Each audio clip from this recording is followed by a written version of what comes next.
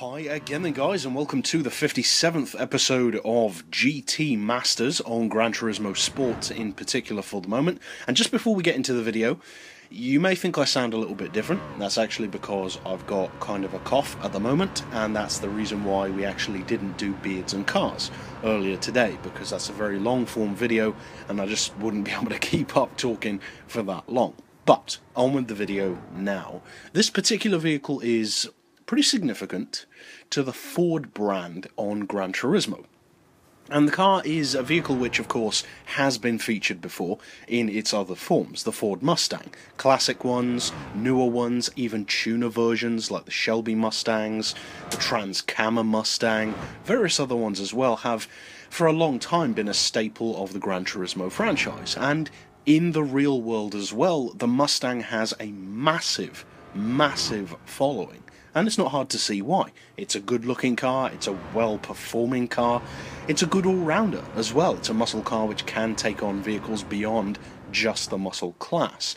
The question is though, what happens when you take something like a muscle car, such as this one, and then put it up against vehicles which aren't muscle cars but are actually exotics, more often than not. Vehicles which are in some cases even deliberately designed to compete at this level of racing, the Group 3 class, which is kind of like GT3 cars, in effect. Can the Mustang still hack it in such a high category? Because we do, of course, also have the Group 4 Mustang, which we will discuss as well in this series a little bit later on, but that car is a slightly more obvious choice. It's not as extreme.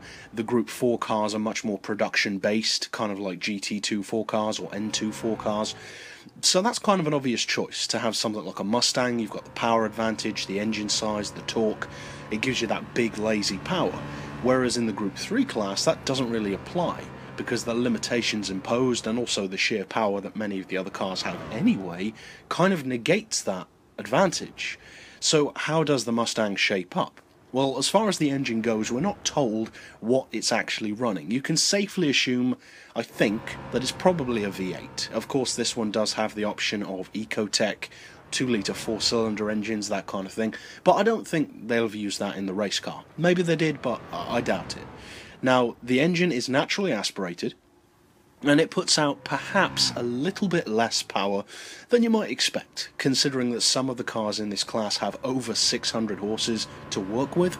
This one's got 575, so it's not insane. It could certainly be more powerful, but at the same time it's far from being the least powerful in the class, nowhere near, in fact. It also puts out a decent amount of torque, 442 foot-pounds, which is pretty good. That is higher than quite a number of other cars in the class, and lower than a few as well. The weight is reasonable. It's not amazingly good, but it's not the heaviest of Group 3 cars either, which, given the size of the Mustang, is pretty good. It could easily be far heavier, especially when you're looking up against stuff like M6s and Nissan GTRs. But the car weighs in at 1,296 kilos. That's pretty good, all things considered.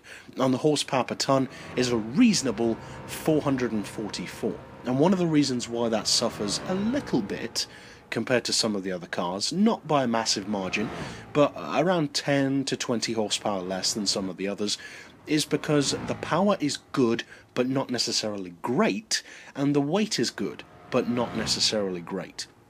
If either of those were a little bit better, if it were a little bit lighter or vice versa a little bit more powerful, then it would be much better in that regard. The fact is, it's not great in either way. It's not bad, not at all, of course not. So, on paper, it's perhaps not as dominating as you might expect a muscle car to be, certainly not in terms of power and torque, but the question is, how does it actually perform? What can it do with the numbers that it's given? Well, as far as handling goes, it's really good. You can get the tail out, of course, as you'd expect, but not really any more so than most of the other cars in this class. It actually handles itself very well in both the Group 4 and Group 3 categories, although, of course, the two cars in those categories feel considerably different to each other. The Group 4 vehicle feels like a big heavy Mustang. This one doesn't. It feels like the centre of gravity is much lower, the weight is much more manageable, and although it's not insanely powerful, it certainly has more than enough power to get the job done. Now, of course, on this particular track where I'm racing it, the balance of performance gave the car 800 horsepower, or near to it. So when you're running that kind of performance, well, of course, then it gives you the kind of shove that you'd expect from something like a Mustang or a Camaro or a Challenger Group 3 car. Under normal circumstances, on other events like the Nordschleife or various other tracks like that, more technical circuits, it feels more reasonable. It's not insanely quick, but it is definitely capable of keeping up with the pack, leading the pack sometimes.